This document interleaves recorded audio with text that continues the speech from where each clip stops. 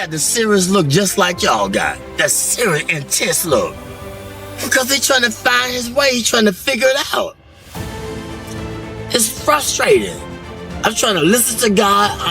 I got my own flesh and my pulling me here, my own desires, my family, my friends, all these things is distracting me from the truth, and it's difficult to give in, especially when you're young, man.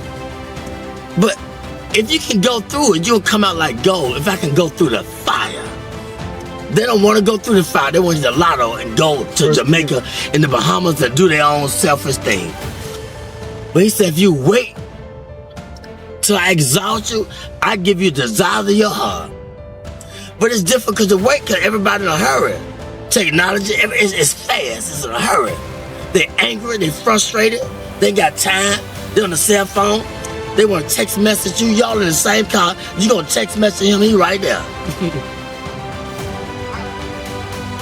You know what I'm saying? Everybody in a hurry, I don't know where they going, but when they get there, oh, they gonna be sorry. The faster you try to get there, that career, that money, and you gonna figure it out that, man, it was the journey. It was not the destination. You was in a hurry to get there, to come up, to be this, to be that. And when you get there, you gonna feel discouraged more than you did before you even started to get there. Cause it was the journey, the people that you didn't stop to talk to like me at checkout. The people at the gas station. You was in a hurry to get there, but it was the journey. It was the gas station. It's checkers. It's the journey, not the destination. Because the destination is steadily evolving. We always growing in wisdom and knowledge and understanding. It's always evolving. And we can never obtain it because it's steadily, constantly evolving. The more humble you be, then the more you can be fulfilled with the truth. But when you think you got it and you on your way, then you're going to get less of it because can't nobody talk to you. You can't stop. You're in a hurry. It's a difficult thing, but you got it. I see the intensity. Especially being with him. He ain't nothing to play with. Then he talking to me, and you seeing it, you like, wow. You already amazed at his skill and what your relationship, but he's showing you the journey. That's very important, amen. He's showing you how to relate, connect to the people. I'm gonna say this, it's a man with pushing a basket. This man right here, they brilliant now. Don't look at the outside appearance. I've seen him in action. He was pushing a basket, and I was under the bridge, and I was talking to everybody except him. He was the last person I talked to. He said, why didn't you talk to me first? He said, I should have talked. He said, don't you ever pass by a man pushing a basket and don't acknowledge him. I never do it in my life again. I talk to the person pushing that basket, how's your day? How you doing? I talk to the homeless people because they say be careful how you entertain strangers. And most people that came off the street and they got their career together, they won't even let you know that they've been through it. They try to act brand new. It's a testimony. What you go through, it's for us to inspire somebody else. It's for me to pull the weak ones up. It's for you to pull the weak ones up. We don't go through this because of our own selfish reasons. We go through this to give them a testimony of how far God has brought me. It was never about me. I thought about me. Why I'm going through this. He said, back up, man. Who you going to inspire? Who you going to tell somebody about the glory, the grace of God if you don't go through it? Get out of yourself. And once I step back, I be seeing the deep things of God. And so I don't play with him. I don't ask him for a lot. I just say, give me my portion for the day. I don't want a lot of things. Just give me enough that I can deal with.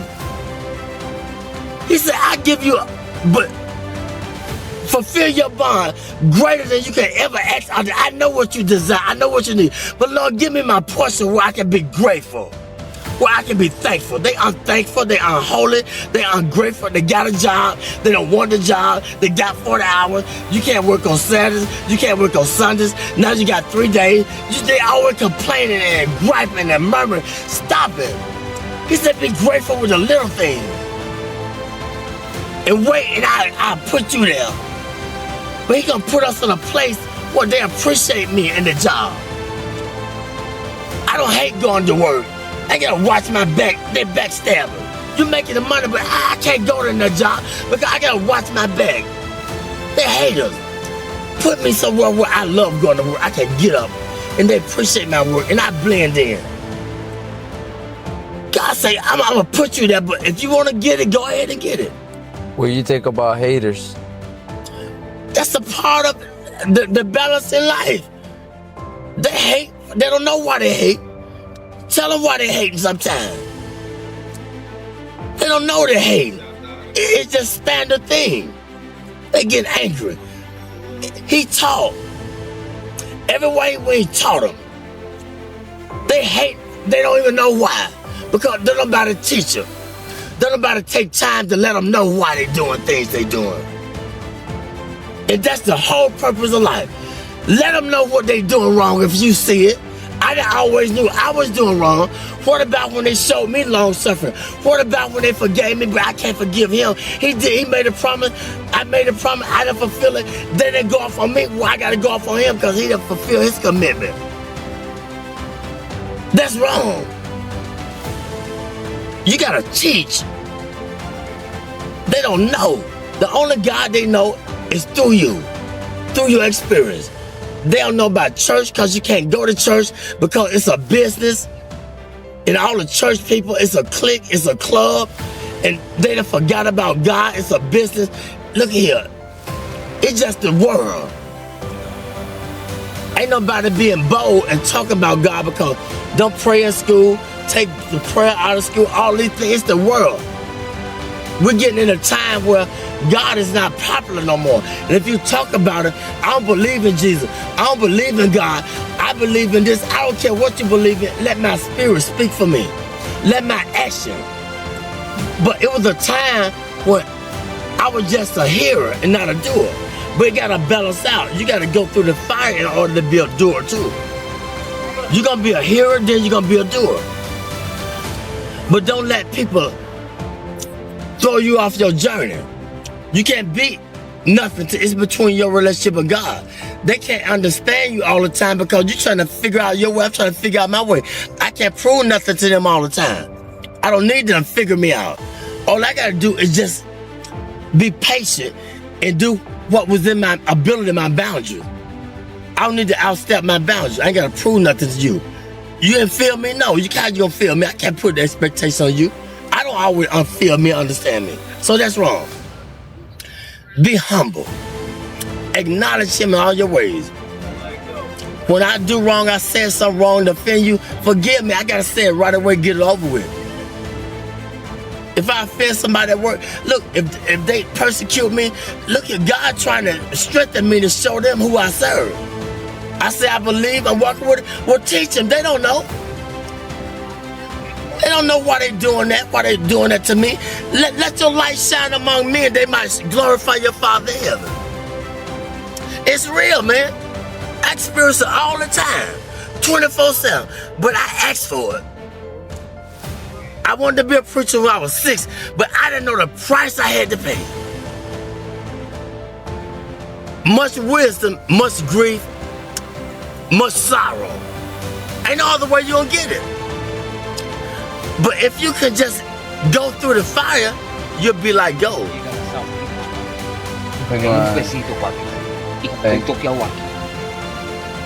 The first thing they do when you go to a pawn shop and take what they do? How do they determine if it's gold plated or what? What they do? What kind of test they take it through? When you take the jewelry to the pawn shop, how do they determine if it's real or fake? They put it through the acid test. They put the fire upon it.